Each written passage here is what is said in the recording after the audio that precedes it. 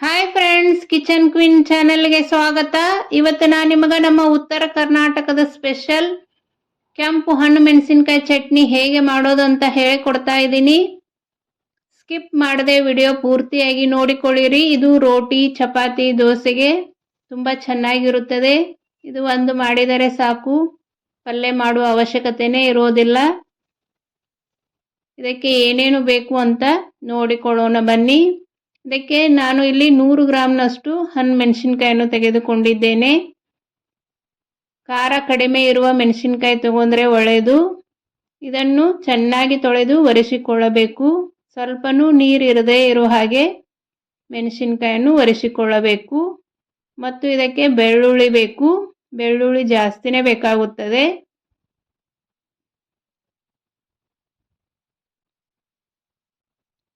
ಒಂದು ಸ್ಪೂನಷ್ಟು ಜೀರಿಗೆ ತೆಗೆದುಕೊಂಡಿದ್ದೇನೆ. ಇಲ್ಲಿ ನಾನು ಕಲ್ಲುಪ್ಪನ್ನು ತೆಗೆದುಕೊಂಡಿದ್ದೇನೆ. ಹುಣಸೆ ಹಣ್ಣು, ಬೆಲ್ಲ, ಸ್ವಲ್ಪ ಕರಿಬೇವು ತೆಗೆದುಕೊಳ್ಳಬೇಕು.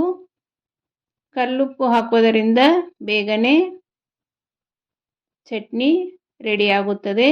ಕಲ್ಲುಪ್ಪು ಇಲ್ಲ ಅಂದರೆ ಸಣ್ಣ ಉಪ್ಪನ್ನು ಹಾಕಿಕೊಳ್ಳಬಹುದು. ಈ ಎಲ್ಲ ಮೆಣಸಿನಕಾಯಿಯ ತುಂಬನ್ನು ತೆಗೆದುಕೊಳ್ಳಬೇಕು. ತುಂಬ ತೆಗೆದು ತೊಳೆಯಬೇಡಿರಿ. ತೊಳೆದರೆ ನೀರು ಮೆಣಸಿನಕಾಯಿ ಒಳಗೆ ಹೋಗುತ್ತದೆ. ಮೊದಲಿಗೆ ತೊಳೆದು ಚೆನ್ನಾಗಿ ಒರೆಸಿ ತುಂಬ ತೆಗೆಯಬೇಕು.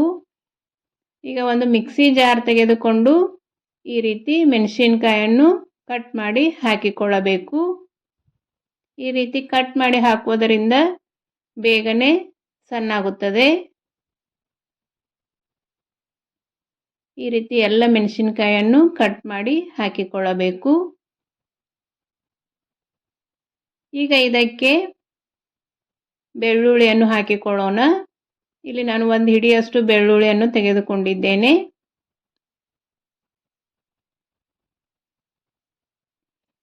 ಒಂದು ಸ್ಪೂನ್ ಜೀರಿಗೆ ಹಾಕಿಕೊಳ್ಳಬೇಕು.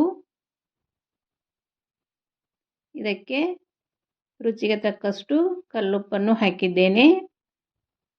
ಸ್ವಲ್ಪ ಕರಿಬೇವು ಸೊಪ್ಪನ್ನು ಹಾಕಿಕೊಳ್ಳಬೇಕು. ಸ್ವಲ್ಪ ಹುಣಸೆ ಹಣ್ಣನ್ನು ಹಾಕಿಕೊಳ್ಳಬೇಕು. ಇಲ್ಲಿ ನಾನು 100 ಗ್ರಾಂನಷ್ಟು ಮೆಣಸಿನಕಾಯಿ ತೆಗೆದುಕೊಂಡಿದ್ದೇನೆ. ಸ್ವಲ್ಪ ಬೆಲ್ಲ ಹಾಕಬೇಕು. 100 ಗ್ರಾಮಿಗೆ ಇಷ್ಟು ಬೆಲ್ಲ, ಹುಣಸೆಕಾಯಿ ಬೇಕಾಗುತ್ತದೆ. ಈಗ ಒಂದು ಸಲ ಮಿಕ್ಸಿ ಮಾಡಿ ಮತ್ತು ಸ್ವಲ್ಪ ಟೇಸ್ಟ್ ಮಾಡಿ ಬೇಕಂದರೆ ಇನ್ನೂ ಸ್ವಲ್ಪ ಉಪ್ಪು, ಬೆಲ್ಲ ಹಾಕಿಕೊಳ್ಳಬಹುದು. ಇಲ್ಲಿ ನಾನು ಸ್ವಲ್ಪ ಉಪ್ಪು ಮತ್ತು ಬೆಲ್ಲ ಹಾಕಿ ಮತ್ತೊಂದು ಸಲ ಮಿಕ್ಸಿ ಮಾಡಿಕೊಂಡಿದ್ದೇನೆ. ಇದನ್ನು ಸಾಫ್ಟಾಗಿ ಮಾಡಿಕೊಳ್ಳಬಾರದು, ಸ್ವಲ್ಪ ತರಿಯಾಗೇ ಮಿಕ್ಸಿ ಮಾಡಿಕೊಳ್ಳಬೇಕು, ಅಂದರೆ ಟೇಸ್ಟ್ ಚೆನ್ನಾಗಿರುತ್ತದೆ. ನನ್ನ ಚಾನೆಲ್ನಲ್ಲಿ ಅನೇಕ ರೀತಿಯ ಉತ್ತರ ಕರ್ನಾಟಕದ ರೆಸಿಪಿಗಳು ಇವೆ ಮತ್ತು ಫೆಸ್ಟಿವಲ್ ರೆಸಿಪಿಗಳು ಇವೆ. ಒಂದು ಸಲ ಚೆಕ್ ಮಾಡಿ. ನಿಮಗೆ ಇಷ್ಟವಾದರೆ ನನ್ನ ಚಾನೆಲನ್ನು ಸಬ್ಸ್ಕ್ರೈಬ್ ಮಾಡಿ, ಶೇರ್ ಮಾಡಿ, ಲೈಕ್ ಮಾಡಿ. ಪಕ್ಕದಲ್ಲೇ ಇರೋ ಬೆಲ್ ಐಕಾನನ್ನು ಕ್ಲಿಕ್ ಮಾಡಿ ಆಲ್ ಅಂತ ಸೆಲೆಕ್ಟ್ ಮಾಡಿರಿ. ಈಗ ಮಿಕ್ಸಿ ಮಾಡಿರುವ ಕೆಂಪು ಚಟ್ನಿಯನ್ನು ಒಂದು ಬೌಲ್ಗೆ ಹಾಕಿಕೊಳ್ಳೋಣ. ಫ್ರಿಜ್ನಲ್ಲಿ ಇಟ್ಟರೆ ಏನೂ ಆಗುವುದಿಲ್ಲ. 1 ತಿಂಗಳವರೆಗೂ ಚೆನ್ನಾಗೇ ಇರುತ್ತದೆ.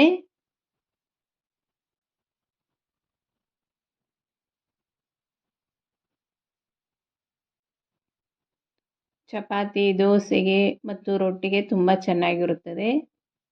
ಇದನ್ನು ಹಾಕಿ ತುಪ್ಪ ಅಥವಾ ಎಣ್ಣೆ ಹಾಕಿಕೊಂಡು ತಿಂದರೆ ತುಂಬ ಚೆನ್ನಾಗಿರುತ್ತದೆ. ಒಂದು ಸಲ ಟ್ರೈ ಮಾಡಿ ಹೇಗೆ ಬಂತು ಅಂತ ನನಗೆ ಕಮೆಂಟ್ ಮಾಡಿರಿ. ಈ ರೀತಿ ಸ್ವಲ್ಪ ತರಿಯಾಗೇ ಮಿಕ್ಸಿ ಮಾಡಿಕೊಳ್ಳಬೇಕು. ಈಗ ಇದನ್ನು ರೊಟ್ಟಿಗೆ, ಖಡಕ್ ರೊಟ್ಟಿಗೂ ನಡೆಯುತ್ತದೆ, ಬಿಸಿ ರೊಟ್ಟಿಗೂ ನಡೆಯುತ್ತದೆ. ರೊಟ್ಟಿಗೆ ಇದು ಚಟ್ನಿ ಹಾಕ್ಕೊಂಡು ಮೇಲ್ಗಡೆಯಿಂದ ಸ್ವಲ್ಪ ಎಣ್ಣೆ ಅಥವಾ ತುಪ್ಪ ಹಾಕಿ ತಿಂದರೆ ಪಲ್ಯನೇ ಬೇಕು ಅಂತ ಅನಿಸೋದಿಲ್ಲ. ಒಂದು ಸಲ ಮಾಡಿ ನೋಡಿ. ಈ ರೀತಿ ಆಯಿಲ್ ಹಾಕಿ ಚೆನ್ನಾಗಿ ಮಿಕ್ಸ್ ಮಾಡಿ ತಿಂದರೆ ಇದರಂಥ ರುಚಿನೇ ಯಾವುದೂ ಇರೋದಿಲ್ಲ.